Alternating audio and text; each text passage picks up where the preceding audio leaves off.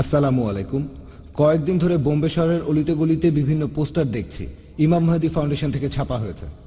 বলা হয়েছে যে ইমাম মাহদী চলে এসেছেন, চাঁদের উপর ওনার মুখ দেখা গেছে।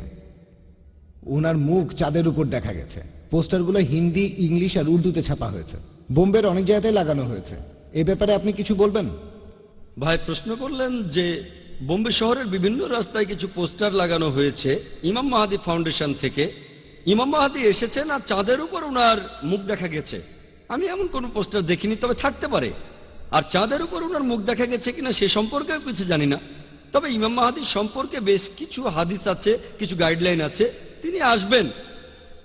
কেউ কেউ বলে চলে এসেছেন, তিনি এসেছেন এমন কোনো কথা আমি শুনিনি। তবে হাদিস বলছে তিনি অবশ্যই আসবেন ইনশাল্লাহ। আর ইমাম মাহাদি ফাউন্ডেশন নামে কোনো ফাউন্ডেশন আমি চিনি না। আর চাঁদের উপর ওনার মুখ দেখা গিয়েছে সেরকম কথাও আমি শুনিনি। আর আপনারা দেখবেন যে ইতিহাসে এ পর্যন্ত কয়েকশো মাহাদি এসেছেন আর গিয়েছেন। সুদানে, আফ্রিকায়, পাকিস্তানে, হায়দ্রাবাদে, ইন্ডিয়ায়, অনেক জায়গায় অনেকে এসেছেন আবার চলেও গেছেন। প্রত্যেকে দাবি করে তিনি আসল মাহাদি। এখানে কিছু নিদর্শন থাকবেন ইনশাআল্লাহ। ইমাম মাহাদি আসবেন, ঈসা আলাইহিস সালামও আসবেন, অবশ্যই তারা আসবেন। আর পৃথিবীতে একদিন খিলাফত প্রতিষ্ঠিত হবে। আমরা অপেক্ষা করছি ইনশাআল্লাহ। তবে আমাদের কোরআন আর হাদিস মেনে চলতে হবে। তিনি কবে আসবেন জানি না, এখন না পরে আসবেন তা জানি না। আমাদের কোরআন এবং হাদিস মেনে চলতে হবে, সেটাই গুরুত্বপূর্ণ। যারা নিজেদের ইমাম মাহাদি বলেছেন বেশিরভাগই কোরআন এবং সুন্নাহ থেকে সরে গিয়েছিলেন।